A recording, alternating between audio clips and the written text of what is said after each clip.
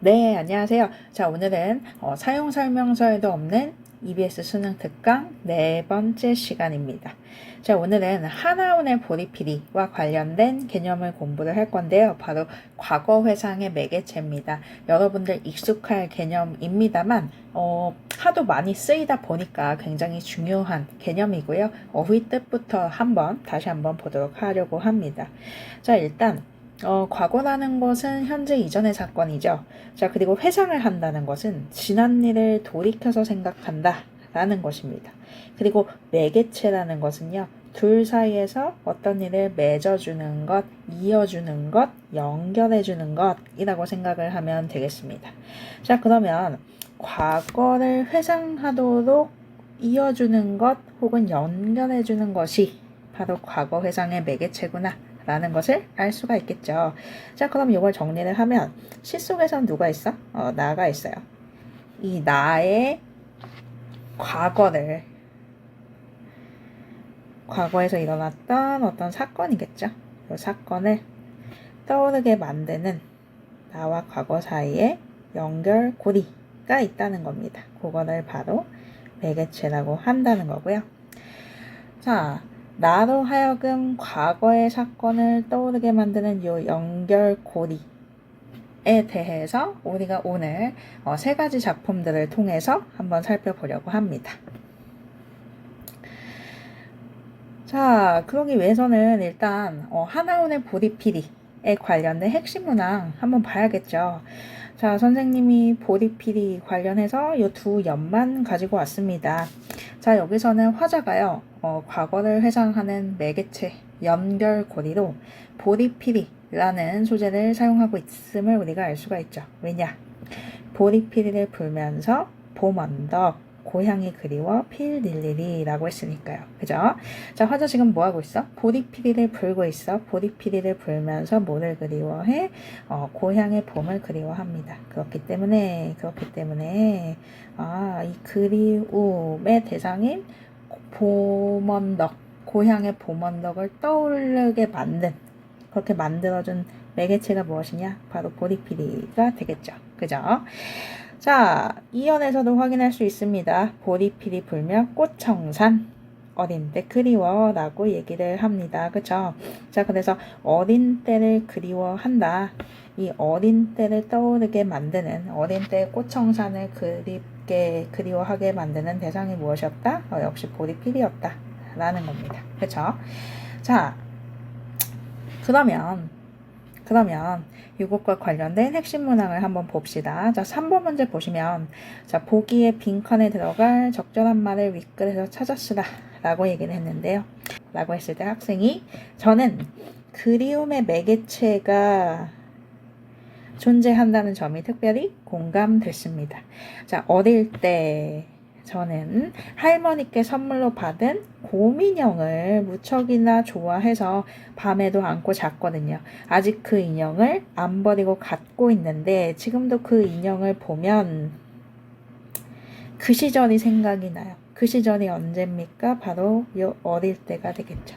또 할머니가 그리울 때면 그 인형을 꺼내보게 됩니다. 자, 그러면 이 학생에게 곰인형은 어린 시절과 그리고 할머니를 떠오르게 하는 그리움의 매개체가 되겠구나라는 것을 우리가 알 수가 있습니다. 그쵸? 자, 아마도 이 시의 화자에게는 무엇이 저의 곰인형과 비슷한 것인 듯해요 라고 했는데 화자에게 곰인형이 뭐라고요? 그리움의 매개체라고요. 그러면은 요 시의 화자에게 그리움의 매개체 역할을 하는 건 뭐였다고요? 그쵸? 보리피리였다고요. 자, 그러면 여기 뭐가 들어가야 된다고요? 그쵸? 보리피리가 들어가야 할 겁니다. 그쵸? 자, 이처럼 과거 회상의 매개체는 무엇이다? 나로 하여금, 시 속의 화자로 하여금 과거의 어떤 사건이나 대상을 떠오르게 만드는 연결고리구나 라고 생각을 하시면 되겠습니다. 자, 그러면 옆으로 또 한번 가봐요. 자, 그래서 과거 회상의 매개체가 등장하는 모의고사 기출작품 3가지 일단 볼 건데 제일 처음 볼 거는 요 이용학 시인의 그리움이라는 작품입니다. 21년 수능 고3 수능 출제 작품이었고요. 자, 여기 보시면 일단 시 전문을 여러분들이 읽어보셔야겠죠. 눈으로 쭉 읽어보시면 어때요? 어떤 게 과거 회상의 매개체가 되는 것 같아요? 그렇죠. 눈입니다. 화자는 지금 눈이 오는 겨울밤에 북쪽을 생각해요. 북쪽에 누가 있어? 내가 그리워하는 너가 있습니다. 그쵸? 자, 지금 화자가 있는 현재의 시공간에도 눈이 오는 거 어떻게 알 수 있느냐? 1, 2, 3년에서 확실히 알 수가 있습니다. 뭐라고 했어요? 너를 남기고 온 작은 마을에 눈이 내리느냐 라고 얘기를 하고 있습니다. 너희 마을에도 눈이 오니? 라고 묻는다는 것은 지금 여기에도 눈이 오고 있다는 것이겠죠. 그래서 화자의 경우에는 지금 여기서 내리는 눈을 보면서 내가 떠나온 북쪽의 고향은 눈이 훨씬 더 많이 왔었는데 한방눈이 왔었는데 하면서 과거를 떠올리고 너를 그리워하고 있구나 라고 우리가 알 수 있는 겁니다. 그쵸? 자, 그 다음에 자, 두 번째 작품은 김준태 시인의 강강술래라는 작품이고요. 2016년 3월 9일 모의고사에 기출된 작품입니다. 여기서는 어떤 회상의 매개체를 발견할 수 있을까요? 그쵸. 자, 내가 추석날 천리길 고향에 내려가 할머니의 손톱과 발톱을 깎아주면서 언제나 변함없는 대밭을 바라본다 라고 했습니다. 대나무밭을 바라보니까 뭐가 떠올라요? 돌아가신 할아버님이 떠올라요. 돌아가신 할아버님이 뭐라고 하셨었냐면 대밭이 죽으면 집안과 나라가 망한다고 하셨었고, 그래서 대밭에 굉장한 애정을 쏟으셨었다. 가는 해마다 걸음 주고 오는 해마다 걸음 주며, 그러니까 매년 걸음을 주면서 죽순 하나 뽑지 못하게 하시던 할아버님, 그러니까 대나무 싹 하나 뽑아 먹지 못하게 하시면서 애지중지 대밭을 가꾸셨었다 라고 얘기를 하는 거죠. 자, 그래서 여기서도 대밭이 뭐예요? 나의 할아버지를 그리워하는 매개체가 되는구나 라고 알 수가 있는 겁니다. 그쵸? 자, 그 다음에 요 마지막 작품 한번 볼게요. 마지막 작품은 나태주 시인의 등 너머로 훔쳐듣는 대숲 바람소리입니다. 2019년 3월 고2 모의고사 기출 작품이고요. 자, 여기서도 마찬가지입니다. 1년부터 한번 볼게요. 등 너머로 훔쳐듣는 남의 집 대숲 바람소리 속에는 밤사위 내려와 놀던 초록 별들에 퍼렇게 멍든 날개 쪽지가 떨어져 있다.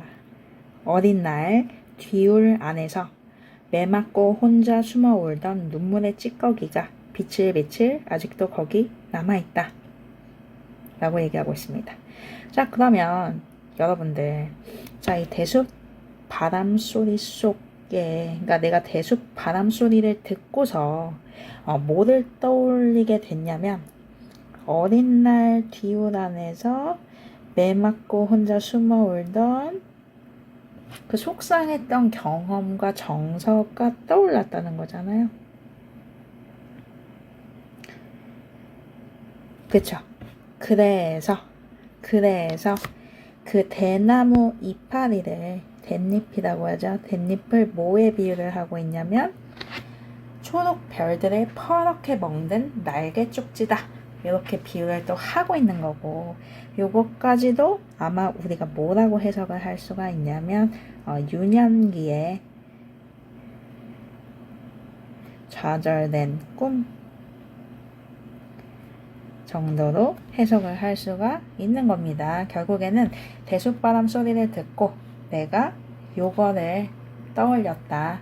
그리고 요것도 떠올렸다. 라는 거를 우리가 알 수가 있습니다. 자, 그러면 화자의 과거는 온통 눈물이고 슬픔이었느냐? 그거는 또 아니에요. 왜냐면 이연에서는 뭐라고 얘기를 하고 있냐면 심청이네 집 심청이가 빌어먹으러 나가고 신봉사 혼자 앉아 날무처럼 끄들끄들 졸고 있는 텐마루 끝에 개다리 소반 위 빈 상사발에, 그러니까 빈 사발에 마음 많은 부자로 쌓아주던 그 햇살이 다시 눈뜨고 있다라고 얘기를 하죠. 다시 눈뜨고 있다라고 2번이나 강조해줬습니다. 장승상래 참대밭의 우레소리도 다시 무너져서 내게로 달려오고 있다. 자, 그래서 대숲 소리를 들으면서, 대숲의 바람 소리를 들으면서 내가 처음에는 유년기에 좌절된 꿈, 그리고 혼나서 울었던 거, 이런 슬픈 경험과 정서가 떠올랐다면 이번에는 뭐가 떠오르는 거야? 그 심청전 이야기를 가져와가지고, 그럼에도 불구하고 내 어린 시절이 굉장히 슬프고 고통스러운 기억이 있음에도 불구하고 또 뭐도 떠오르는 거야?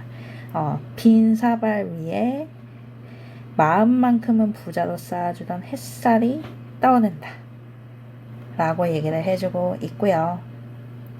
자, 그리고 장승상래 참대밭의 우레소리.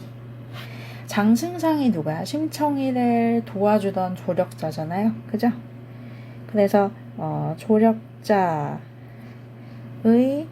도움, 이 사람의 사랑, 이 사람이 나에게 주던 어떤 힘, 이런 의미라고 우리가 해석을 할 수가 있겠지. 자, 그러면 내가 과거를 회상하니까 슬프고 힘들었던 기억도 나고, 그 다음엔 어때요?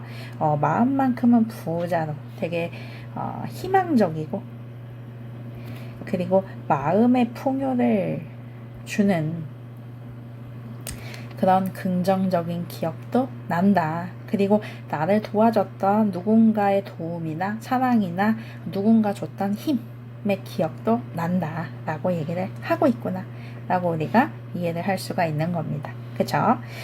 자, 마지막 년도 보시면, 자, 등 너머로 훔쳐듣는 남의 집 대숲바람 소리 속에는 내 어린 날 여름 냇가에서 손바닥 벌려 잡다 놓쳐버린 벌거벗은 햇살의 그 반쪽이 앞질러 달려와서 기다리며 저 혼자 심심해 반짝이고 있다.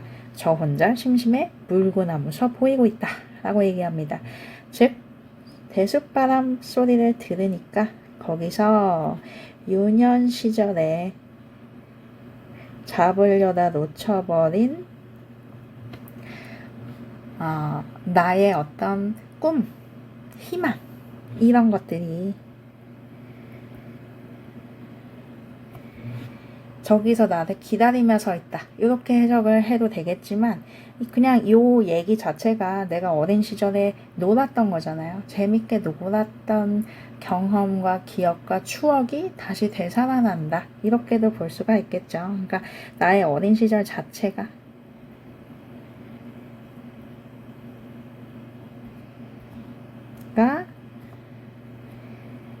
다시 되살아난다. 이렇게 볼 수도 있겠습니다. 자, 그래서 결국에는 뭐예요? 대숲바람 소리를 듣고서 유년기에 좌절된 꿈, 그리고 슬펐던 기억, 그리고 내 마음에 풍요를 줬던 기억, 나에게 희망을 줬던 누군가의 도움과 사랑, 이런 것들이 되살아나면서 유년 시절 자체가, 어린 시절 자체가 그것이 다시 현실에서 재생되는 듯하다.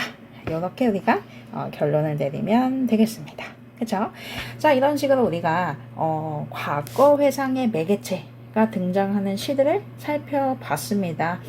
요 세 시인들과 각각의 작품들은 기출된 만큼 굉장히 중요성이 뛰어나기 때문에 각각의 작품에 대한 공부뿐만이 아니라 그 시인이 쓴 다른 작품들도 살펴볼 필요가 있겠습니다. 자, 마지막으로요. 과거 회상의 매개체가 쓰였다면 그것을 우리가 알아차리는 게 되게 중요하잖아요. 그래서 과거 회상의 매개체와 함께 어울려 나타나는 표현들을 한번 알아보겠습니다. 이런 표현들이 쓰이면 과거 회상이 쓰였겠구나. 화자가 지금 현재에서 과거를 회상하고 있구나 라는 걸 우리가 알 수 있다는 거예요. 그래서 대부분의 작품들이 이런 특징이 나타난다는 거 한번 보겠습니다. 자, 일단 1번. 과거 부분은 주로 과거형 문장으로 서술이 된다. 자, 여러분들. 자, 화자가 시에서나 소설에서 과거를 회상할 때는 과거형으로 얘기를 하게 되겠죠. 그리고 과거형으로 쓰였다라는 것을 우리가 알 수 있는 근거는 시제선어말 어미, 엇과 앗, 그리고 더가 되겠습니다. 그죠?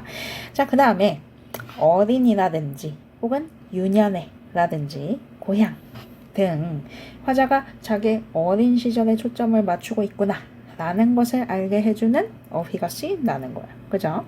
자, 그 다음에 자, 회상의 대상에 대한 화자의 정서가요. 보통은 어때? 그러니까 우리가 과학에서도 그렇게 얘기를 하잖아요. 과거는 미화된다. 그렇기 때문에 우리가 가지고 있는 과거에 대한, 화자가 가지고 있는 과거에 대한 정서는 대부분 그리움과 추억과 그리고 돌아갈 수 없기 때문에 느끼는 안타까움, 이런 것들이라는 겁니다. 자, 물론 요거는 일반적인 특성이고요. 작품 개별마다는 다른 특성이 나타날 수도 있어요. 그래서 가장 중요한 건 여러분들이 직접 감상을 하면서 시에서 화자의 과거에 대한 회상, 그리고 그 회상에 대해서 화자가 어떤 정서와 태도를 가지는지를 스스로 밝혀내는 게 제일 중요하겠습니다. 자, 그러면 오늘도 이렇게 과거 회상의 매개체에 대해서 공부해봤습니다.